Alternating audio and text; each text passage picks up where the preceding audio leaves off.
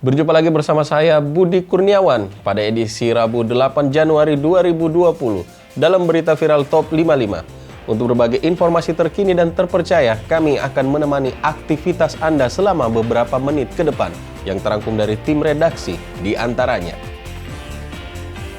Salah satu warung makan sari laut di kota Kendari kedapatan menyajikan nasi palsu untuk pelanggannya.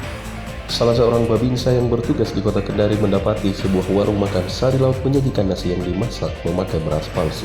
Saat dilempar ke meja, nasi tersebut memantul seperti karet dan tidak lengket. Untungnya, warung makan itu hanya dinasehati oleh babinsa tersebut dan tak dilaporkan ke polisi. Penangkapan itu berawal dari tertangkapnya Hansina dan Firmansyah di Jalan Veteran Utara pada Sabtu malam. Keduanya mengantongi satu paket sabu dan berperan sebagai pengedar. Dari penangkapan tersebut, polisi kemudian meringkus Hasniati dan Nasrullah yang diduga sebagai bandar di Jalan Kalampeto pada Minggu dini hari. Beralih ke berita selanjutnya, polisi akhirnya berhasil meringkus bandar narkoba hingga pengedar jenis sabu yang beroperasi di Makassar, Sulawesi Selatan. Barang bukti 25 gram sabu hingga alat timbangan sabu pun turut diamankan polisi. Polisi kini masih memburu 2 orang dari sindikat ini. Beralih ke informasi berikutnya, salah satu plafon hotel di Jalan Pengayoman, Kota Makassar jatuh menimpa sebuah mobil SUV merah yang tengah parkir di depannya. Mobil SUV berwarna merah itu ringsek usai sebuah plafon salah satu hotel di Makassar menimpa bagian depan mobil tersebut. Alhasil, kap depan mobil itu terlihat hancur.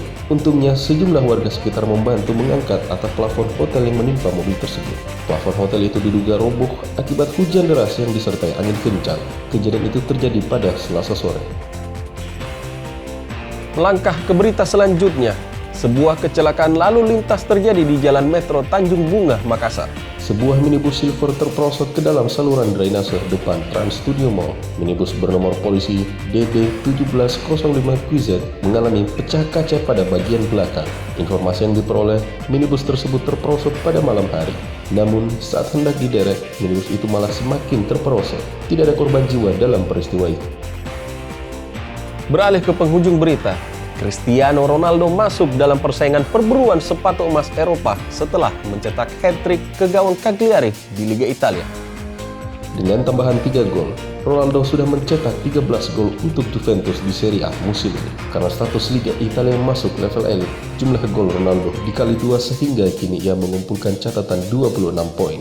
Dalam perburuan sepatu emas Eropa, Ronaldo bersaing dengan striker Lazio Ciro Immobile dan bomber Bayern Munchen Robert Lewandowski yang telah menorehkan 19 gol alias 38 poin secara keseluruhan.